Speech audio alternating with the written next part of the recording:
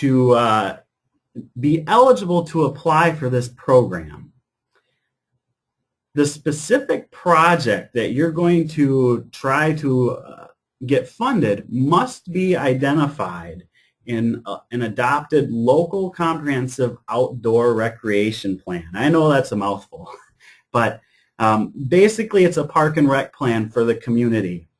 And if you're a local government that has their own park and rec plan, a simple amendment would be needed just to make sure the plan is up to date and the specific project you want to apply for is included in that outdoor recreation plan. That is a requirement of this program, and the DNR does require an excerpt of the plan to be submitted with the grant application. So they definitely want to see this. Some communities may be part of a county-wide plan. That also qualifies. You do not necessarily have to have your own. However, again, the project does have to be identified in that plan. So if it is not, you'd either have to work with the county to get it updated and included, or we'd maybe want to look at doing your own just to make sure we're meeting that requirement. Funding. Generally, this program will fund up to 50% of eligible costs for acquisition, land acquisition, for development. Again, we're talking infrastructure to utilize the project site in an outdoor, nature-based recreation manner. And when we say nature-based, they are very strict in wanting to fund projects that are specifically non-motorized. Picnicking, camping, canoeing, fishing, projects that support these activities is a good fit for this program. Competition is on a regional basis and in some respects a state basis. Projects are prioritized regionally and then presented to the state at the state level for funding. The deadline, every year this deadline is May 1st. So we have to again have an outdoor recreation plan in place and have the application completed and submitted by May 1st. And the DNR does have to sign off on that outdoor recreation plan. So we need to have that in place a little bit ahead of May 1st. Uh-oh, there we go. So again, eligible projects, land purchases, development and renovation projects for nature-based outdoor recreation, trails, camping, picnic, playground, water recreation areas, and education facilities with a professional naturalist staff. Again, I guess I reiterated that trails are on there. Support facilities such as restrooms, or if you're building a trailhead, again, restrooms or a warming shelter or some sort of support facility for that activity, that trail or beach area. And habitat restoration. Again, you don't necessarily have to do development if you're restoring habitat for local animals, species. Moving on to a more motorized outdoor recreation activity, trail aids. Again, the DNR has some funds available for trail aids for ATV and UTVs. Again, local units of government are eligible to apply. For an ATV trail, they'll offer up to $450 per mile for maintenance. Now, realistically, that's not a lot of money. Again, local units of government can apply, so it depends on who owns and maintains that ATV trail. And UTVs are a little bit less. They'll offer up to $100 per mile for maintenance activities and development. Snowmobile, again, they'll offer some maintenance and development funds, but counties and tribes are only eligible to apply for these funds. And the deadline for these programs is April 15th. Now, the DNR also offers a recreational boating facilities program, and this will help fund projects for, again, recreational boating, so accessing the water, dredging for recreational boats for access, ramps and boarding docks, harbors of refuge to get out of big waves and wakes, safe areas for boats during storms, support facilities, restrooms, areas that support recreational boating, feasibility studies, dam and lock improvements, navigation aids, trash skimming and weed harvesting equipment. Local units of government are eligible to apply for this, as well as a number of other local entities. And applications are accepted year-round. There's a board that reviews these for funding on a quarterly basis. So if they got a real strong application cycle in the first quarter, there's the potential that funds wouldn't trickle down until the fourth quarter. So if you have a project, applying earlier is always better. And it's very important to work with your local DNR representative on this program to make sure applications are in good order and will be competitive.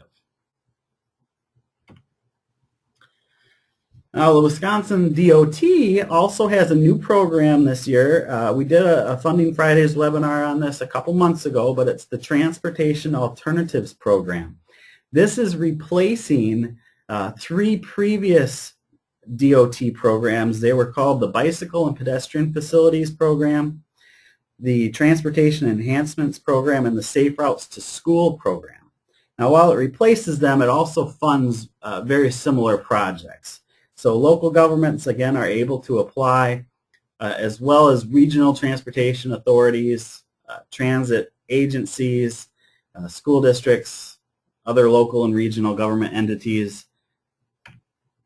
And you can apply for the construction, planning, and design of trail facilities, which would include on and off-road bicycle and pedestrian facilities, turnouts, overlooks, and scenic areas, and safe routes to school activities, which would include infrastructure activities, which is actually building and constructing walking areas and routes, and non-infrastructure projects, which would include the planning of such activities.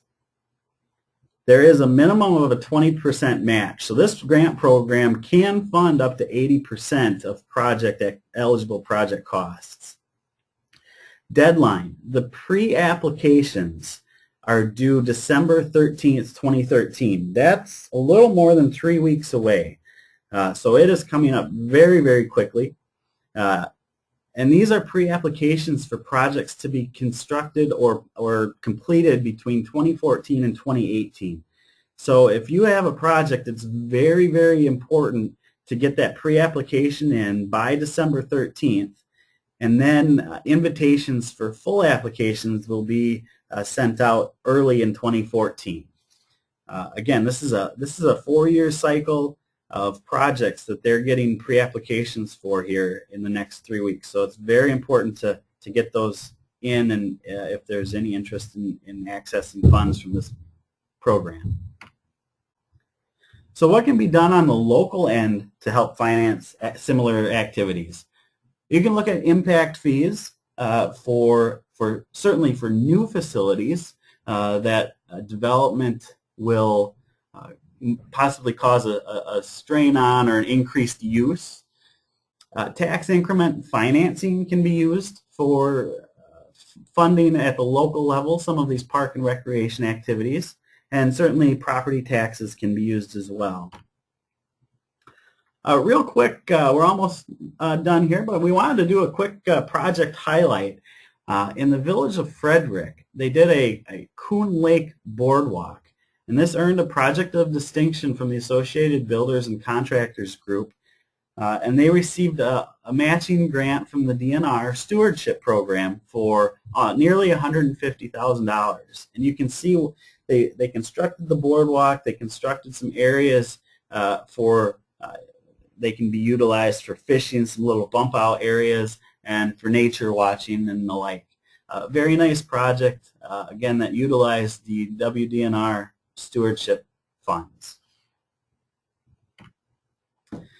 So again, we try to make this 10 minutes and can barely sometimes scratch the surface, but we try to give you enough information to think about potential projects that you might have and might be interested in searching for funding on. So if there's questions, or if you have a potential project that you'd want us to just kind of look at and give you some thoughts on as far as what might be eligible and what programs might be a good match, we'd be happy to do that. Again, we have offices throughout Wisconsin. It would be close. Come out and meet with you and chat about your projects and see if we might be able to find a match. So if there's any immediate questions, please go ahead and try and type those in the chat box for the webinar, and I'll try and answer those. In the meantime, if you don't have immediate questions but have some thoughts that you'd want to discuss with us, my contact information is here at the bottom of the slide. I'd be happy to chat with you and meet with you to try and discuss your projects. And real quick, before we depart here, we will be having another Funding Friday webinar in December, and we'll take 10 minutes at 10 a.m. on a Friday. Invitations will be sent out soon, but we'll be looking at industrial park development and options to fund some infrastructure needs that are associated with industrial park projects. So with that, I will give just a couple minutes here for anybody to answer or to ask some questions in the chat box if there are any. And with that, that concludes our November Funding Friday presentation on park and recreation activities. So again, if you have any questions, please type them in the chat box.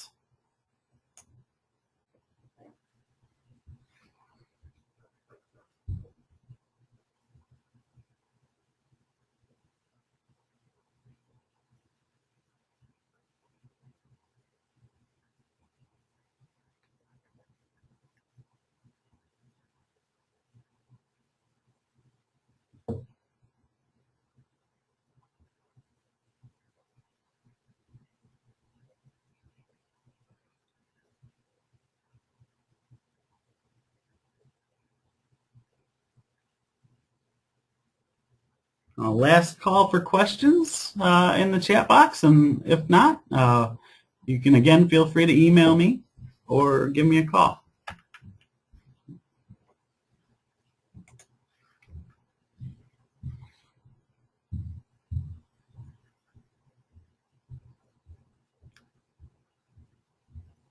All right, seeing no questions, I will go ahead and wrap this webinar up. Again, thank you for taking 10 minutes out of your Friday morning, and